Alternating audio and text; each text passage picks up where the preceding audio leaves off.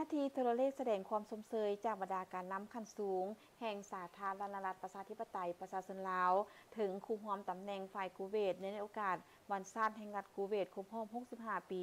วันที่25กุมภาพันธ์ปี2026สมเด็จเชคมีซออัลอามัสอันจาเบอร์อันซาบัสกษัตริย์แห่งรัฐกูเวตตั้งหน้าประชาชนแห่งสาธารณรัฐประชาธิปไตยประชาชนลาวทุกพลหน้าและในน้ำส่วนตัว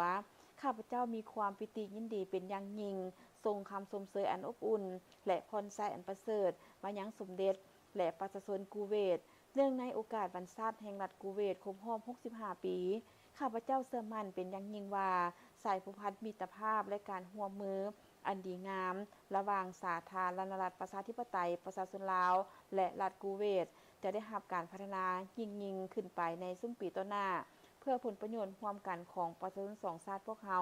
ก็คือเพื่อสันติภาพเสถียรภาพและการร่วมมือเพื่อการพัฒนาอยู่ในภาคพื้นและสากลข้าพเจ้าขออวยพรสมเด็จจงมีพลานามัยสมบูรณ์มีความผาสุกและประชาชนกูเวตเพื่อนมิตรจงสืบต่อมีความก้าวหน้าและเจริญรุ่งเรืองด้วยความเคารพนับถืออย่างสูงทองหลุนศรีสุริตพร้อมนั้นบรรดาคู่ร่วมตำแหน่งการนำฝ่ายลาวก็ได้ทรงโทรเลขแสดงความสมเสยถึงบรรดาคู่ร่วมตำแหน่งกูเวตเนื่องในโอกาสวันชาติแห่งรัฐกูเวตครบรอบ65 ปี